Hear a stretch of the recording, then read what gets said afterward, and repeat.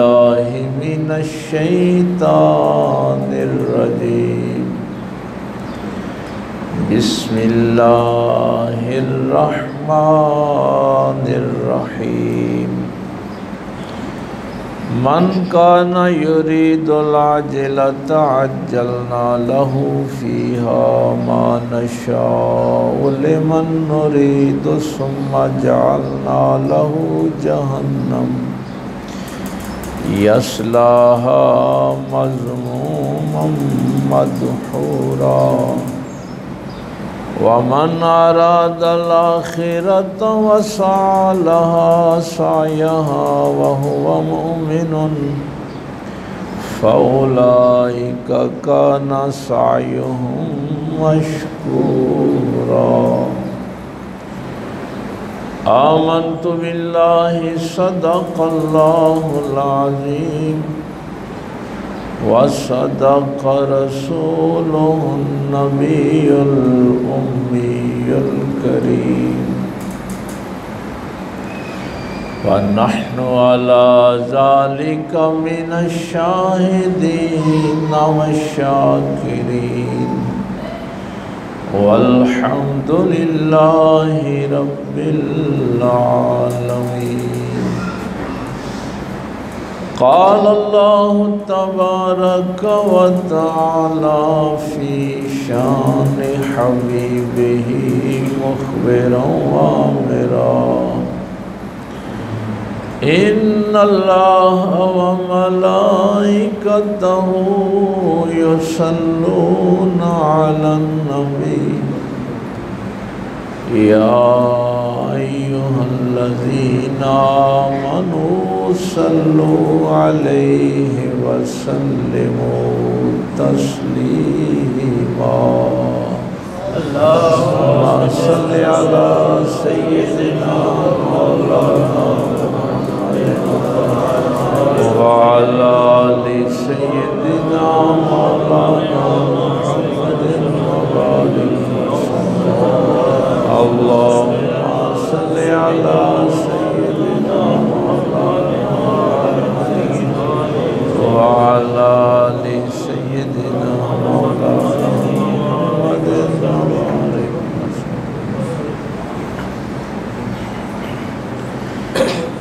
अल्लाह रब्बुल इज़्ज़त की हम्द व सना के बाद और पाक पैगम्बर सल्लल्लाहु अलैहि वसल्लम पे हदिया दुरूद व सलाम पेश करने के बाद निहायत वाजिबुल एहतराम मुअज़्ज़ज़ सामाईन, बुज़ुर्गों, दोस्तों, अज़ीज़ भाइयों,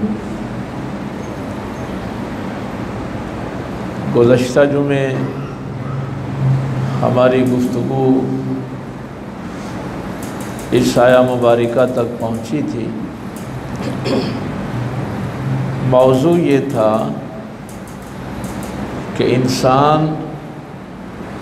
नेकी कमाने के बाद उसकी हिफाजत करे। अगर नेकियों की हिफाजत नहीं की जाएगी तो नेकियां बर्बाद हो जाएंगी और आखिरत में उस इंसान को कुछ हासिल नहीं होगा। और इब्लीस की भी पहली कोशिश तो ये होती है कि आप नेकी का काम कर ही ना सकें, और अगर आप नेकी कर लें तो फिर उसकी कोशिश है कि आपकी नेकी बर्बाद हो जाए। तो ये बात हमने तफसील से देख ली थी कि कुरान करीम में वो कौन कौन सी जगह हैं जहाँ नेकियों के ज़ाया होने का ज़िक्र है। तो पहला हमने सूरह हुजरात से देखा था कि आपके पास बड़ी बड़ी नेकियां जिहाद की, हिजरत की, इन्फाक फ़ी सबीलिल्लाह की, लेकिन वो नेकियां नबी पाक की गुस्ताखी से ज़ाया हो जाती हैं। तो अल्लाह के पैगंबर की गुस्ताखी जो है वो नेकियों को ज़ाया कर देती है, इसलिए इससे बचना है। दूसरी चीज़ हमने सूरह हूद से देखी थी कि जो लोग इस दुनिया के लिए ही नेकियां करते हैं उनकी नेकियां भी बर्बाद हो जाती हैं। तो इस आयत तक हम पहुँचे थे। ये सूरह बनी इसराइल है। मन कान युरीदुल आजिलता अज्जलना लहू फीहा मा नशाउ लिमन नुरीद, कि जो शख्स सिर्फ इसी दुनिया के लिए काम करता है, मेहनत करता है, ये लफ्ज़ है अज्जलना। उर्दू में आप इसको उजलत कहते हैं, इसी लफ्ज़ से ये उर्दू ज़ुबान में उजलत, तेज़ी, फौरी तौर पे, कि अगर मुझे दौलत मिलनी है तो जल्दी जल्दी मिल जाए, हुकूमत मिलनी है तो जल्दी जल्दी मिल जाए, दुनिया की सारी लज्जतें मुझे जल्दी जल्दी मिल जाएं, तो उजलत है आपको। तो कुरान करीम ने इस लफ्ज़ को इस्तेमाल किया है कि जो इसी दुनिया के लिए कोशिश करता है, काविश करता है। तो फरमाया कि जितना हम चाहें दे देते हैं। सुम्मा जालना लहू जहन्नम, फिर उसका ठिकाना दोज़ख बना देते हैं। यस्लाहा मज़मूम मदहूरा, वो मज़म्मत के साथ दुत्कारा हुआ दाखिल हो, ज़लील करके उसको जहन्नम में डाल दिया जाए। और इसके मुकाबले में दूसरा वो शख्स वमन अरादल आखिरता, जो इरादा करता है आखिरत का, वो भी काम ही कर रहा है, इस दुनिया में मेहनत मशक्क़त कर रहा है। अब देखिए, एक बंदे ने आखिरत के लिए जो काम करना है तो वो उजलत में नहीं करेगा, ये एक बात समझने वाली, वो आराम सुकून से करेगा। उसको फौरी कोई जल्दी नहीं है ना कि मैं जल्दी जल्दी सब कुछ समेट लूँ। अच्छा, ये भी इन दोनों आयतों में बड़ी अजीब बात है। लफ्ज़ वहाँ भी युरीदो है, यहाँ भी इरादा, यानी इरादे की बात है।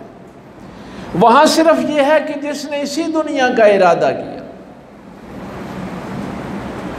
तो जितना हम चाहते हैं इस दुनिया में से दे देते हैं।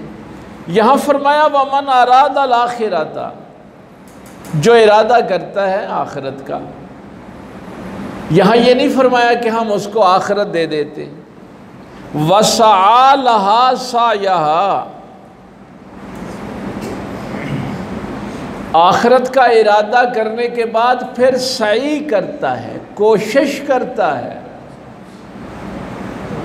यानी पहले नीयत आखिरत की करनी, इरादा करना, उस इरादे पे फिर पूरी काविश करना सारी जिंदगी। तो ये दर्जे आखिरत के लिए अल्लाह ताला ने अलहदा बताया। यहाँ उजलत नहीं होती, यहाँ स्टेप वाइज काम होता है।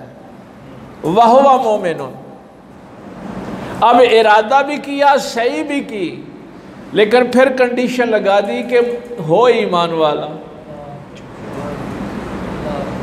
हाँ, ये तीनों चीज़ें ज़हन में रखनी है। नेकी का इरादा आखिरत के लिए करे, फिर उसके लिए सही करे, कोशिश करे, और साथ शर्त लगा दी वहुवा मोमिनुन फउलाइका कान सायुहुम मशकूरा। बस ये है बात कि हम उसकी कोशिश को कबूल फरमा लेते हैं शुक्रिया के साथ। पिछली आयत में क्या है?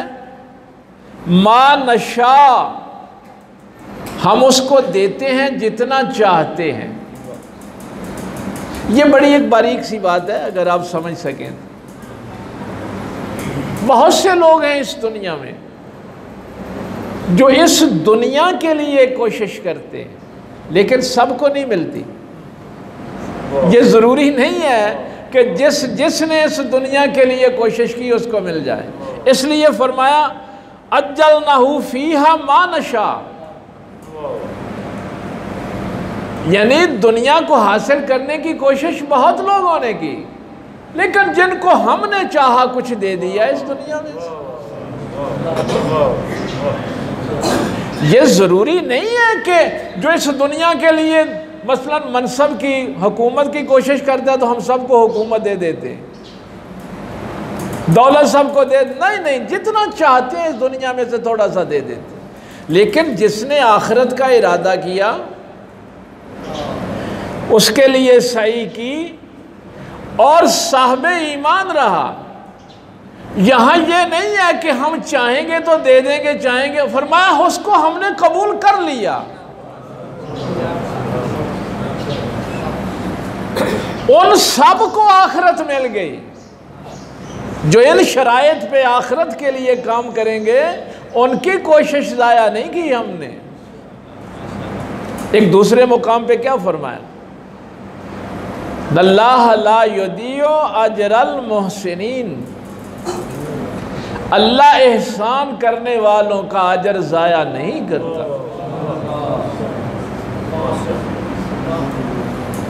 अल्लाह की बारगाह में ये तीन शराइत के साथ जो बंदा काम करता है ना, तो दुनिया के लिए तो बहुत से लोगों ने कोशिश की लेकिन सबको दुनिया न मिली, लेकिन आखिरत के लिए जिन्होंने कोशिश की उन सबको मिल गई, और सब के लिए अजर। वैसे इसकी तफसीर में और भी बहुत से दकीक मामले हैं। इसकी एक बुनियादी वजह जो कुरान करीम ने और लिखी है कि ये जो लोग मेरे नबियों की अताअत नहीं ना करते, मेरे पैगंबरों की फर्मा बरदारी नहीं करते, उसकी पता वजह क्या है? वो कहते हैं कि अगर हमने नबी के रास्ते को इख्तियार किया तो शायद ये दुनिया हमें मिलेगी नहीं।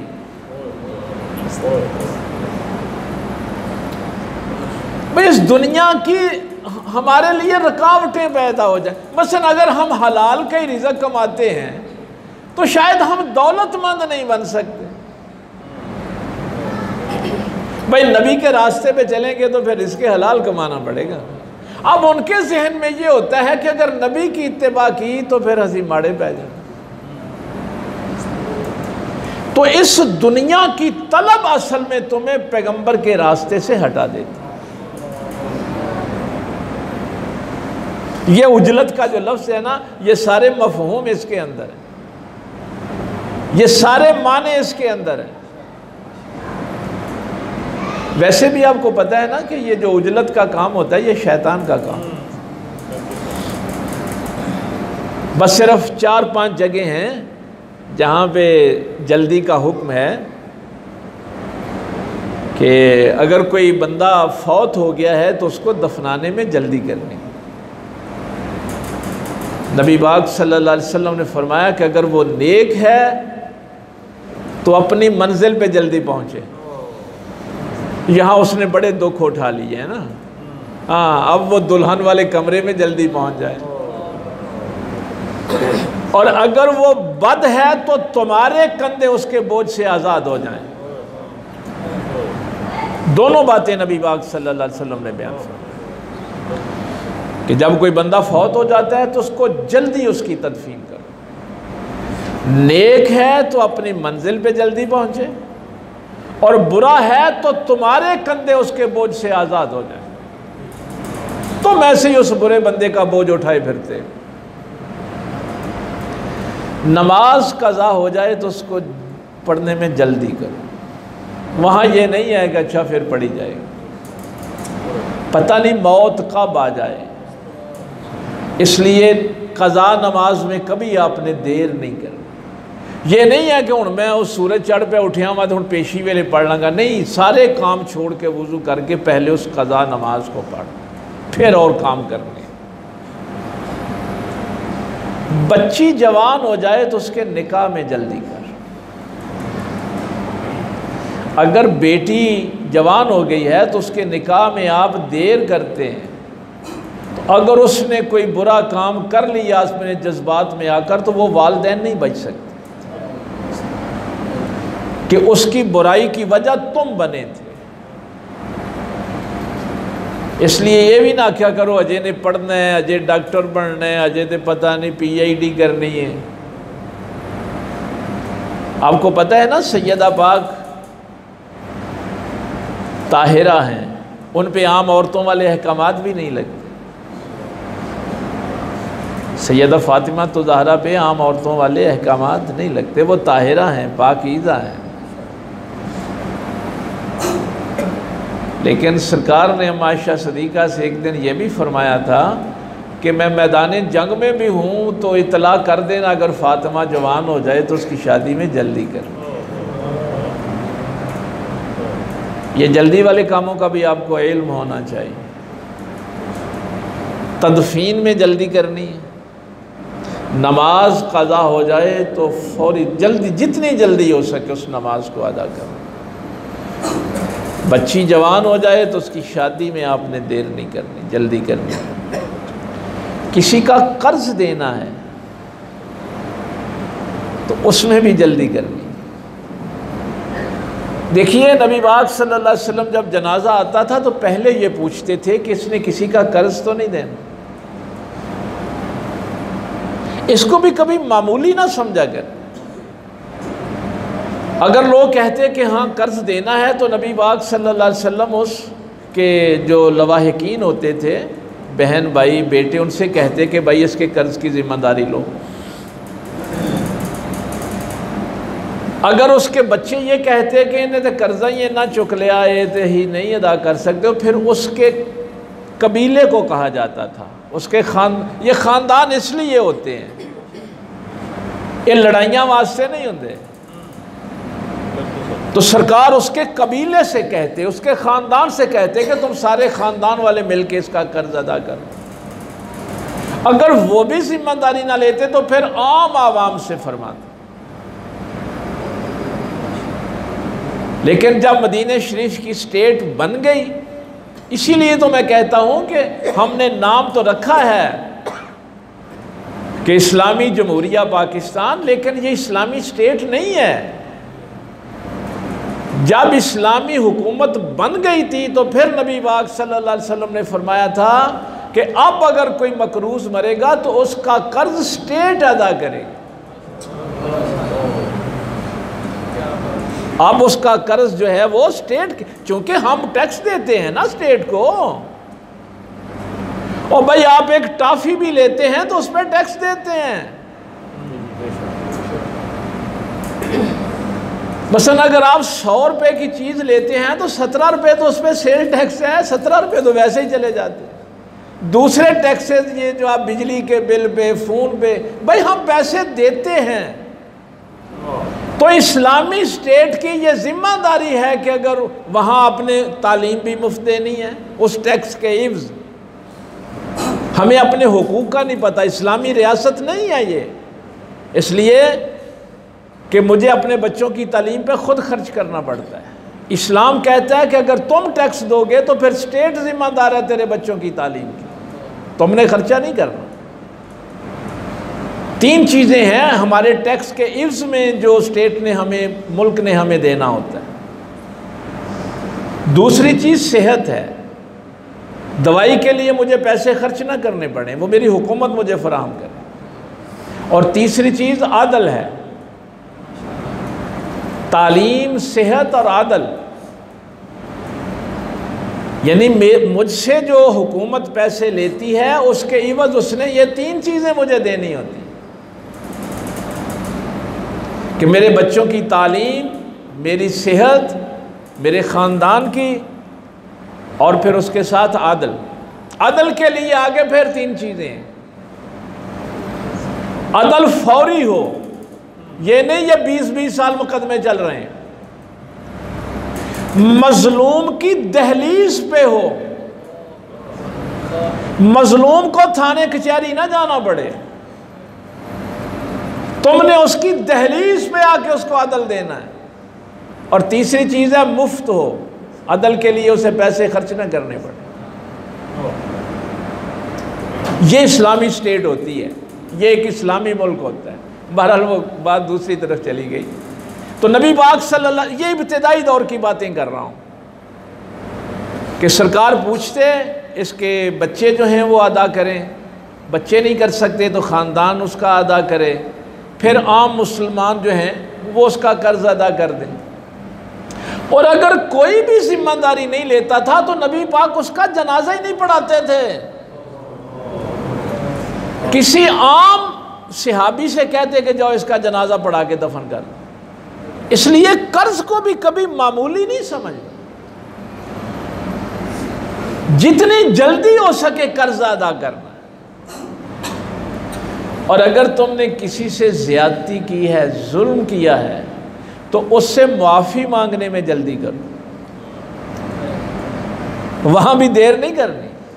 हो सकता है मौत कब आ जाए। आज जिनिया की गल्लां मेरा हाल काफ़ी हैं, और इन्होंने पंजा दे भी अमल हो जाएगा तो काफ़ी। लेकिन इतना तो पता हो ना कि केड़े कम ने जेड़े छेती छेती करने। बंदा फौत हो जाए तो उसकी तदफीन में जल्दी करनी, नमाज कज़ा हो जाए तो उसको पढ़ने में जल्दी करनी, बेटी जवान हो जाए तो उसकी शादी में जल्दी करनी, कर्ज़ देना हो तो उस कर्ज़ को अदा करने में जल्दी करनी। और अगर तुमने किसी के साथ ज़्यादती की है, किसी को गाली दी है, थप्पड़ मारा है, किसी का हक मारा है, तो उससे माफ़ी जल्दी जल्दी तलब कर। ये काम है जल्दी वाले,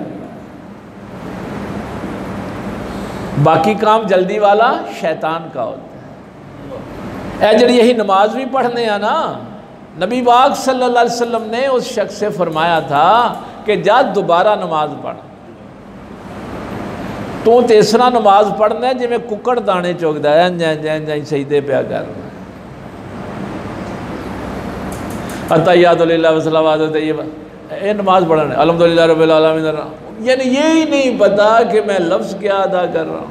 और कुरान ने क्या कहा है, वरत्तिलिल कुरान तरतीला, इसको ठहर ठहर के पढ़, हर लफ्ज़ पे गौर कर। अच्छा, मैं कई दफ़ा देखता हूँ मेरी अभी 2 रकअतें ख़त्म नहीं होती, लोग नमाज पढ़ के भी चले जाते हैं। ये लफ्ज़ उजलत समझ में आ गया ना, जल्दी जल्दी करते हैं, यहाँ से निकलें और जाके दुकान पे कमाई कर ली है। और वक्त तो ये है जो अल्लाह की बारगाह में तेरा सर्फ हो गया, और ये वक्त था जो अल्लाह की बारगाह में सर्फ हो। तो कुरान कह रहा है कि नबियों की अतात लोग इसलिए नहीं करते कि लोग समझते हैं कि अगर नबी की इत्तिबा की तो ये दुनिया की लज्जतें मुझे नहीं मिलेंगी, दुनिया की दौलत मुझे नहीं मिलेगी, हुकूमत नहीं मिलेगी, मैं तो लोगों से पीछे रह जाऊंगा। बस ये सोच जो है ये इंसान को बर्बाद कर देती। इसलिए फरमाया कि फिर हम उसको जलील करके जहन्नम में डाल देते।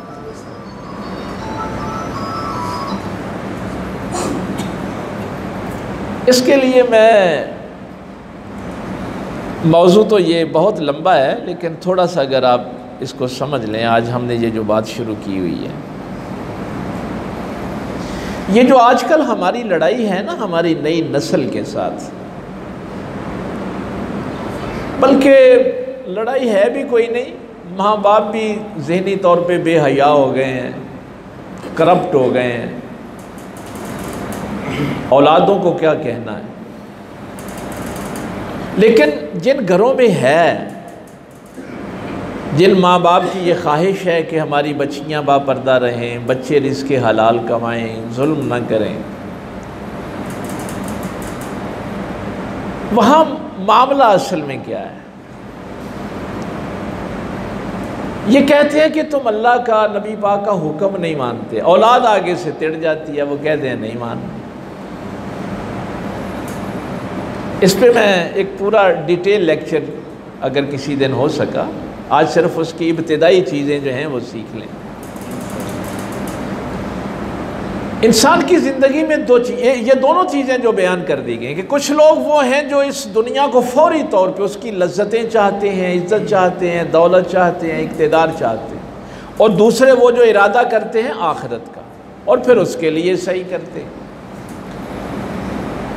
तो ज़िंदगी में एक मज़हब होता है और एक कल्चर होता है। इसको दोनों चीज़ों में असल में हम फ़र्क नहीं कर पाते।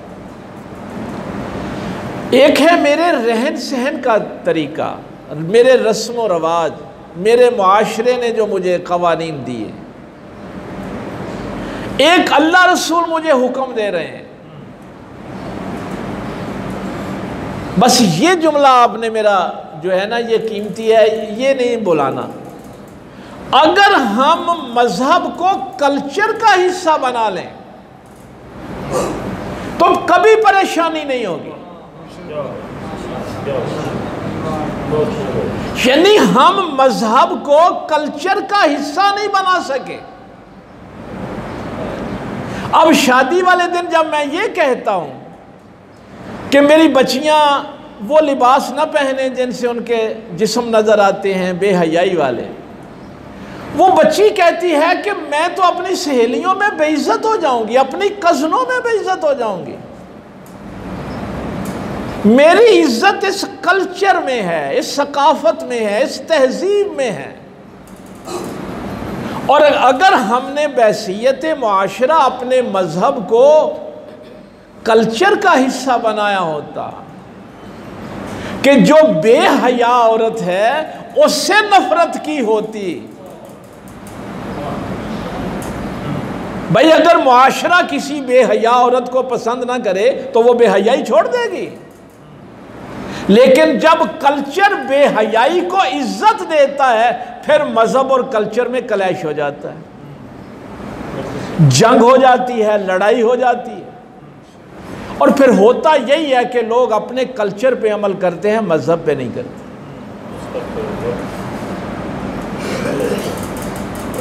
लेकिन जो कौमें अपने मजहब को कल्चर का हिस्सा बना लेते हैं, अपनी सकाफत का, अपने रहन सहन का,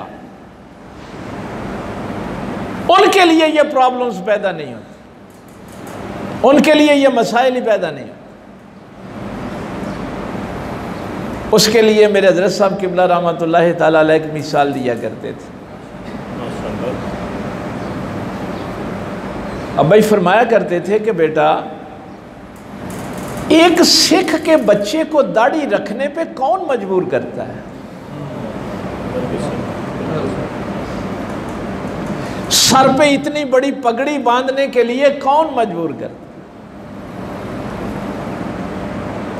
उसने अपने मजहब की वो करपान यहां रखनी है, बाल रखने हैं। उसके माँ बाप ने उसके बच्चे को मजहब और कल्चर को एक कर दिया है। वो मजहब पे ऐसे ही अमल करता है जैसे उसकी तहजीब और कल्चर का हिस्सा है। हमारे मुसलमान, अच्छा एक दूसरी भी बात है, वो चीज़ें अलहदा अलहदा है। बचपन में हमने देखा है, जो हमारे बुजुर्ग हैं इन्होंने भी देखा है। यकीन जानिए, अगर किसी दूध बेचने वाले को आप कह देते थे ना, कोई दुध पानी पाया ही, वो अगो कसमा चुकदा हुंदा सी, नहीं नहीं नहीं मैं तो कभी पानी नहीं, मैं तो खालिस दुध बेच। वो आगे से कस्में उठाता था, वो डिनाई करता था, नहीं नहीं मैंने तो कभी मिलावट की नहीं, मैं तो खालिस दूध बेचता। लेकिन जब उस बुराई को कल्चर ने कबूल कर लिया तो अब वही दूध बेचने वाला कहता है पानी वाला लेने के खालिस लेने। अब वो पूछता है ना कौन सा लेना। अब ये हया हमारे देखते देखते खत्म हो गए। क्यों? कि मजहब ने कहा था कि हमने ये नहीं देखना कि तेरे पास दौलत थोड़ी है या ज्यादा है, हमने ये देखना है कि हलाल है या हराम है। जब तक हलाल हराम कल्चर का हिस्सा रहा तो हर, यकीन जानिए, अगर कोई रिश्वत के पैसों की मोटरसाइकिल ले लेता था तो वो छुपाता फिरता था कि अच्छा, ये जुमले तो मैंने बुजुर्गों से खुद सुने हैं। बुजुर्ग आंदे होंदे ना पैसा ते कंजरा कोल भी बड़ा होंदा है। यानी हराम के पैसे को मुआशरा नजरअंदाज करता था, कल्चर का हिस्सा नहीं था हराम। लेकिन जब इस मुआशरे ने हराम को इज्जत दी, कल्चर का हिस्सा बना लिया, तो उसने फिर मजहब की धज्जियां उड़ा दी। अब आपने देखा है कि पैसे हराम के होंगे तो मुआशरे में इज्जत है, तो हराम खोर दन दनाते फिर रहे हैं, वो मुआशरे के मुअज़्ज़ज़ शहरी। और अब वो जो बच्चे अपने बाप से रिज़्क़े हलाल कमाने वाले बाप से पूछते हैं, अब्बा तू सारी ज़िंदगी की बनाया। ये है वो लफ्ज़ उजलत अगर आपकी, कि इस दुनिया की लज्जतें मुझे नहीं मिली, मुआशरे में मुझे इज्जत नहीं मिली। कुरान करीम ने क्या कहा था, इन्ना अक्रमकुम इंदल्लाहि अत्क़ाकुम। और भाई इज्जत करनी है किसी की तो नेकी की बुनियाद पे करें ना। ये जुमला जो मैंने कहा था कि एक बेहया औरत जब मुआशरे में निकले सारे उससे नफरत करें, अगले दिन वो हिजाब में आएगी। लेकिन अगर आप हिजाब वाली बच्ची की तौहीन करेंगे, उसके रिश्तेदार उसकी तौहीन करेंगे, उसकी सहेलियां उसकी इज्जत करेंगी। सिखों का तो इस दुनिया में कोई मुल्क नहीं है ना, लेकिन उस कौम ने फैसला किया है कि हमारी हर खुशी हमारे मजहब के मुताबिक होगी, हमारा हर गम हमारे मजहब के मुताबिक होगा, हमारा हर रस्म व रवाज हमारे मजहब के ताबे होगा। उनको दुनिया की कोई ताकत मजहब से दूर नहीं कर सके। लेकिन जब आप अपने कल्चर को मजहब के मुकाबले में खड़ा कर देते तो फिर मजहब की तौहीन होती है, फिर मजहब की तौहीन होती है, बेइज्जती होती है। ये काम माँ बाप ने करना था कि हम अपने बच्चों को बताते कि हमारी इज्जत मजहब पे अमल करने में है, ना कि मजहब से नफरत करने में। अब हमारा कल्चर और है, हमारा मजहब और है। हमारे काम मजहब के मुताबिक नहीं होते, कल्चर के मुताबिक होते हैं। हमारी कोई खुशी गमी मजहब के मुताबिक नहीं। ये भी मैं जुमला कभी कभी जो आपसे कहता हूं ना कि जे अब्बे नू जिंदगी में फ्रूट ने जे खुआया तो खत्म ते भी ना रखे हो। क्यों? जिंदगी में उसकी खिदमत करना, उसको गोश्त खिलाना, दवाई ला के देना, ये फर्ज था, ये मजहब का हुक्म था। अब ये जो तू खत्म पे खर्च कर रहा है ये तेरे कल्चर का हिस्सा है। तू अपने कल्चर पे तो लाखों रुपया खर्च कर देता है, लेकिन अल्लाह के कहने पे माँ बाप की जिंदगी में इज्जत नहीं करता। ये यानी कल्चर और मजहब की जंग यहां तक पहुंच गई। और अब यहां तक चीज आ गई है कि हमारे बच्चे ये कहने पे मजबूर हो गए हैं कि हमारे मजहब के पास तो इस दौर में रहनुमाई नहीं है, चूंकि मुआशरे ने भी हराम को इज्जत दी। तो अब हराम खोर सरेआम हराम की बातें करते हैं। और ये 20-30 साल में सब कुछ चेंज हुआ है। ये को पुराने, ये जितने बुजुर्ग बैठे इनसे पूछ लें, दूध बेचने वाले कहा करते थे कि खुदा की कसम हमने कभी पानी नहीं डाला। अब वो किस तरीके से कहता है कि वो पानी वाला लेना ही कि खालिस लेना। क्यों ये हया खत्म हो गई? इसलिए कि हमने हराम को इज्जत दी। तो कल्चर है मेरे रहने सहने का तरीका। अगर ये मजहब के अंदर रहेगा तो हया भी रहेगी, दयानतदारी भी रहेगी, मिलावट नहीं होगी, झूठ नहीं होगा। लेकिन अगर मैं इस हराम खोरी को मजहब के ऊपर गालिब कर दूंगा तो बर्बाद हो जाऊं। तो इसलिए अल्लाह ताला फरमा रहा है कि जो इसी दुनिया का इरादा करते हैं उनको जितना हम चाहते हैं इस दुनिया में से दे देते हैं और फिर उनको जलील करके जहन्नम में दाखिल करते हैं। लेकिन जिन लोगों ने आखिरत का इरादा किया और फिर उसके लिए सही की, कोशिश की, और फिर वो ईमान वाले भी रहे, तो फरमाया कि हम फिर उनकी इस काविश को कबूल करते हैं और शुक्रिया के साथ उनको जन्नत में दाखिल करें। अल्लाह को शुक्रिया अदा कर, मशकूर वो होता है जिसका शुक्रिया अदा किया जाए। ये लफ्ज़ मशकूर अल्लाह ने इस्तेमाल किया। तो ये आमाल को बर्बाद करने वाली जो चीज़ें जो हम यहाँ तक पहुँचे थे। एक चीज़ और भी, इर्तिदाद। अब मैं देख रहा हूँ कि वक्त चूँकि वो ख़त्म हो गया, अगले जुमे इंशाअल्लाह इस पर हम बात करेंगे कि जो इर्तिदाद इख्तियार करता है, वमन यर्तद्द मिनकुम अन दीनिही फसौफ यातिल्लाहु, वमन यर्तद्द, इर्तिदाद इख्तियार करना, दीनकुम वमन यर्तद अन दीनिही फयमुत वहुव काफिरुन, और फिर वो उसी पे मर गया, तौबा नहीं की। वही लफ्ज़ हबत, पिता आमाल, उसके आमाल भी जो हैं वो ज़ाया कर दिए जाते हैं, बर्बाद हो जाते हैं। तो ये तीन चीज़ें हमने अभी तक थोड़ी थोड़ी सीखी हैं। अगले जुमे इंशाअल्लाह इस पर मज़ीद गुफ्तगू होगी। अल्लाह ताला अमल की तौफ़ीक दे। आखिर दावाना।